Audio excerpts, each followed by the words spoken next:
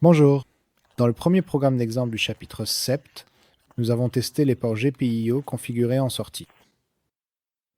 Maintenant, dans cette troisième vidéo, voyons un exemple pour le port d'entrée. On pense que le dispositif d'entrée le plus simple est le bouton poussoir. Mais voici pourquoi ce n'est pas si simple. Lorsque nous voulons détecter un appui sur un bouton avec le microcontrôleur, des choses inattendues peuvent se produire. Par exemple, notre contrôleur peut détecter plusieurs appuis sur le bouton. Il est légitime de se demander comment cela se fait-il. Nous n'appuyons sur le bouton qu'une seule fois, alors que se passe-t-il exactement? Commençons par le début. Supposons que vous ayez un bouton poussoir idéal. Malheureusement, en réalité, cela n'existe pas. Le bouton poussoir No, normalement ouvert, idéal ferme ses contacts immédiatement lorsqu'on appuie dessus et les ouvre immédiatement lorsqu'on le relâche. Les interrupteurs et boutons poussoirs disponibles dans la réalité sont constitués de pièces mécaniques avec des composants métalliques flexibles. Par conséquent, lors de la commutation, les contacts vibrent. L'interrupteur oscille entre l'état ouvert et l'état fermé après la commutation, même pendant quelques millisecondes. Ce phénomène s'appelle un rebond. Nous ne le remarquons pas dans la vie quotidienne, mais le contrôleur peut effectuer des milliers d'opérations en quelques millisecondes. En pratique d'ingénierie, c'est un problème.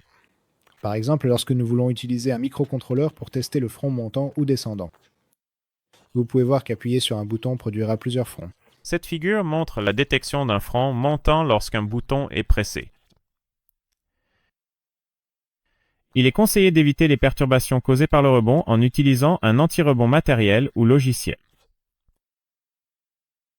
Ajouter une résistance, la RE2, et un condensateur, le CON, au bouton poussoir comme illustré sur cette figure, permettra d'absorber les impulsions générées pendant le rebond. Une solution vraiment élégante consiste à ajouter le circuit RC au trigger de Schmitt. Le microcontrôleur STM32 que nous utilisons possède un trigger de Schmitt intégré, comme expliqué dans la section sur le mode d'entrée. Si un contrôleur n'inclut pas de trigger de Schmitt, il doit être ajouté au circuit en tant que composant discret externe. Le signal filtré par le circuit RC est surveillé à l'aide d'un trigger de Schmitt. En actionnant l'interrupteur, le condensateur se charge à travers la résistance. Face à des variations rapides de tension en cas de haute fréquence, le condensateur agit comme un court-circuit vers la masse, dissipant ou supprimant ces variations, tandis que face à des variations lentes avec des signaux de basse fréquence, il agit comme une discontinuité, les laissant passer vers la sortie du filtre RC. Une caractéristique intéressante du trigger de Schmitt est qu'il bascule vers le bas à un niveau de tension plus bas et vers le haut à un niveau de tension plus élevé. Il agit donc comme un comparateur à hystérésis. Ainsi, il ne compare pas à une valeur de tension donnée, mais aux limites inférieures et supérieures d'une plage de tension. Comme nous l'avons mentionné précédemment, le chapitre 14 du programme Crystal Clear Electronics en explique en détail le fonctionnement des triggers de Schmitt.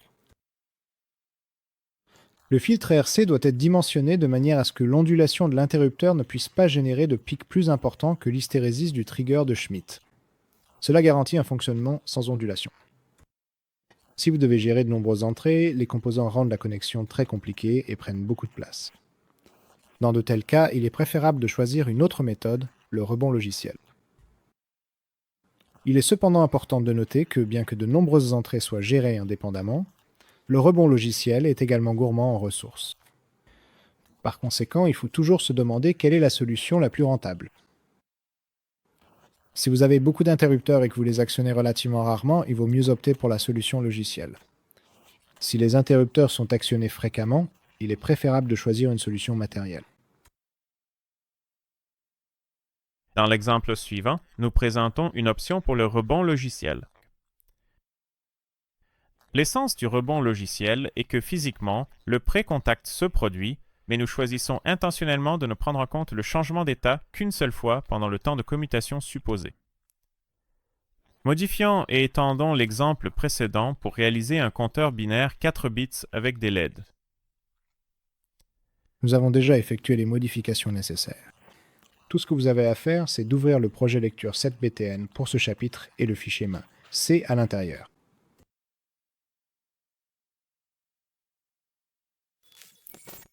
Tout d'abord, nous choisissons une valeur seuil, la valeur maximale que nous pensons ou avons expérimentée, après laquelle aucun autre rebond ne se produira.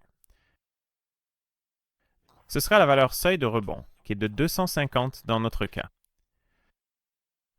Nous avons également besoin de deux variables pour stocker l'état du bouton poussoir. L'une sert à mémoriser l'état précédent du bouton dans la variable de rebond d'état précédent, et dans l'autre, nous stockons l'état actuel, la variable de rebond d'état actuel. Nous devons enregistrer le nombre d'états identiques au précédent sur des périodes consécutives. Ceci est stocké dans la variable de comptage de rebond. De plus, la transition entre les fronts descendants et montants doit être détectée avec la variable d'état de front précédent. Surveillez l'état du bouton et attendez qu'il soit stable. C'est-à-dire qu'il ne change pas de valeur. Il est également important de vérifier si les états considérés comme stables, ici 250, sont bien consécutifs. Si les états actuels et précédents sont identiques, incrémentez le compteur. S'ils sont différents, réinitialisez-le. Si le compteur atteint la valeur maximale, nous pouvons être sûrs que le rebond est terminé et que le bouton a atteint un état stable. Si vous ne vérifiez pas ou si vous choisissez un nombre trop faible d'états considérés comme stables, il se peut que le système fonctionne mal à certains moments. Il se pourrait que nous confondions les permutations entre états stables avec un changement d'état. Une fois que nous sommes sûrs que l'interrupteur est stable, nous vérifions s'il y a eu un basculement ou une détection de front. Si c'est le cas, nous incrémentons le compteur. Voyons donc si le programme d'exemple fonctionne vraiment comme nous l'attendons. Je vais téléverser le programme sur le microcontrôleur dans un instant. Cela va prendre quelques instants. Je pense que nous avons réussi à téléverser le code. Lorsque j'appuie sur ce bouton poussoir, je vois que le comptage s'effectue correctement en binaire avec les LED.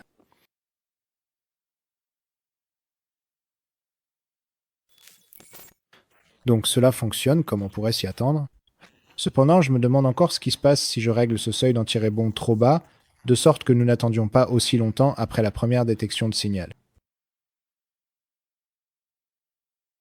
Eh bien, voyons l'effet du prel. Peut être que nous verrons un changement, oui. D'accord. Et ici, le code modifié est chargé. Je vais appuyer une fois, une LED, deux LED. Et là, vous avez pu le voir. J'ai appuyé une fois sur le bouton, et les LED ont compté 2. Maintenant, un événement similaire s'est produit, donc vous pouvez voir que le prel modifie de manière significative la précision de l'exécution de notre programme. C'est exact. Et c'est tout ce qu'il y a à savoir. Si vous voulez expérimenter, vous pouvez combiner les ports d'entrée et de sortie. Il y en a beaucoup sur le microcontrôleur, et vous pouvez les utiliser comme bon vous semble. Le programme d'exemple est toujours un bon point de départ pour un nouveau projet. Nous avons presque toujours besoin de ports d'entrée, sortie. Le chapitre 7 comprend également une vidéo dans laquelle nous parlerons de la relation entre les mondes analogiques et numériques. Rejoignez-nous là, bas aussi. Bientôt. Au revoir.